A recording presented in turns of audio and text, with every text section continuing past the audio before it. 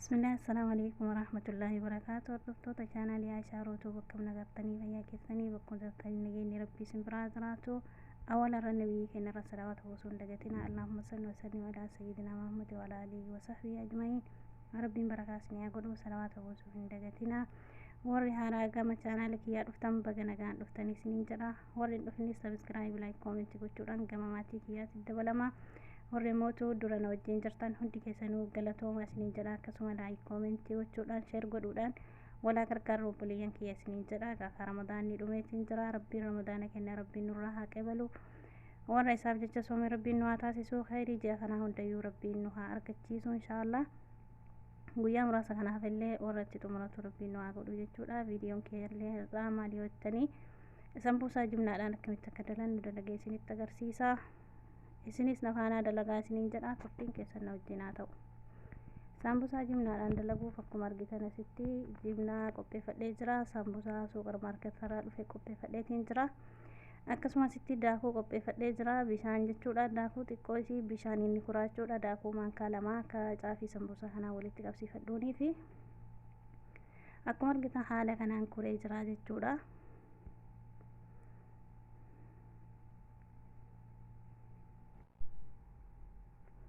asitti immoo sambuusaa irraa baniitiin jira jechuudha. sambuusaan kun baay'ee xixiqqaadha. yaani akka sambuusaa foonii sanii miti jechuudha. xixiqqoo takka bifa kana akka sambuusaa irraa banee jimnaa kana irraa qannafadha jechuudha. maankaa haggana barbaachisu maankaa meeqa akka daladdan isintuyyuu kaafilataa jechuudha.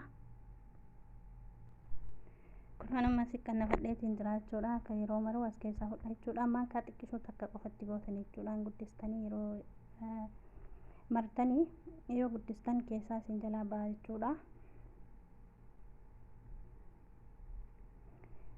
bifa kana sambuusaa harkarra fudhattanii jimnaa maankaa xiqqaa tokko jechuudha. maankaa shaayisa ta'e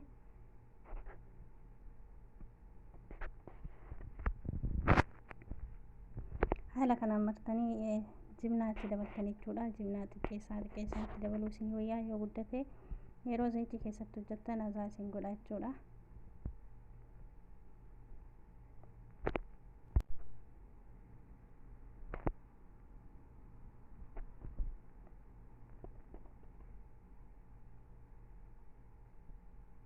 caafii isaarra daakuu kurtan sanitti gootaniiti walitti cuftanii jechuudha.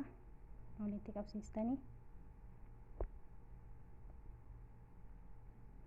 haaluma kanaan deddeebitanii martanii jechuudha. hanga barbaachisu san martanii yookiin hanga hunda isaa xumurtanitti akkuma awwala isinitti argisiise san kun haguma kanaan jechuudha martanii jechuudha.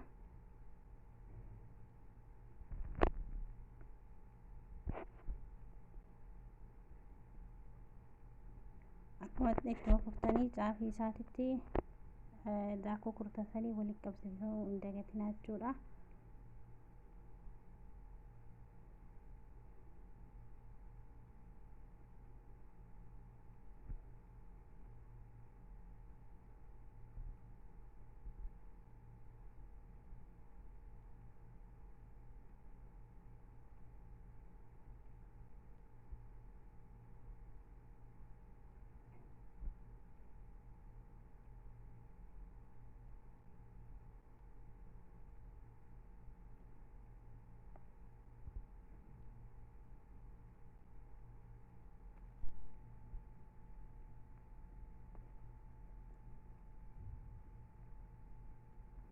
maashaallah kana fakkaataa obboleeyyan kiyya bifa kanaan maree xumuree jira.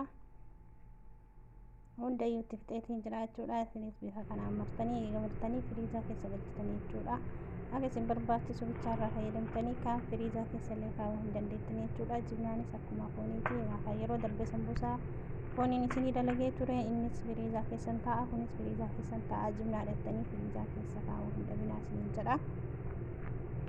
bifa kanaan maree xumuree jira. isinis akka kana martan abdii isinirraa qaba. baay'ee nama hawwataa, yeroo nyaatanis baay'ee mi'aayaa.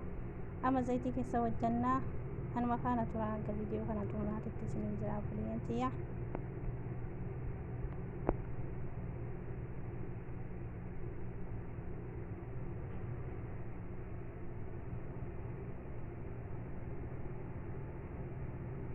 asitti ammoo zayitii qopheeffadheetiin jira.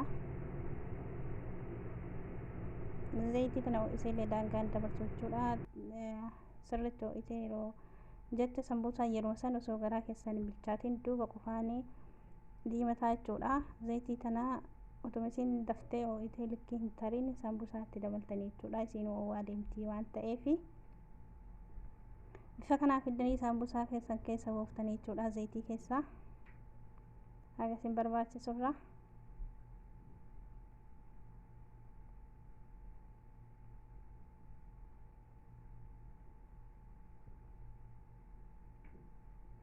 Zayitii ammoo cilfaadhaan zayitii gubbaa isaa kanarratti ol facaaftanii jechuudha. Hahaatanii zayitii kana akka ol gootanii jechuudha. Tokkoon teessanii itti garagalchina hojjettanii sambuusaan akkasitti hin barbaadu gubbarraa zayitii tanatti facaasuun laazima jechuudha.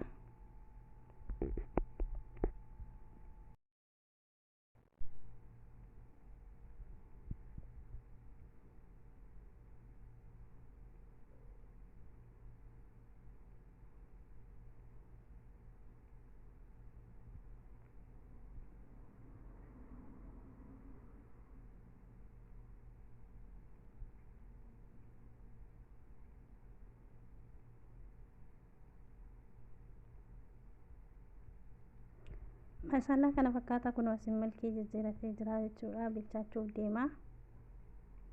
Daqiiqaa muraasa hafee jechuudha. Anuma faana tura. Maashaallah kun bifa kanaan xumuramee jira. Sambuusaa hedduu bareedaa hedduu mi'aawaa nyaatanis isinis akkana akka dalagattan abdii qaba. Yaada keessan koomentii keessan jalannaa barreessuun dagatinaa waan badee sirreessi jedha. Bakka sirreessuu qabu naaf himaa isinii jira obboleeyyan tiyya. Hanga viidiyoo biraatii walitti deebinutti assalaamu alaykum warahmatullaahi wabarakaatuh. Nageenyi rabbii isin biraa jiraatu.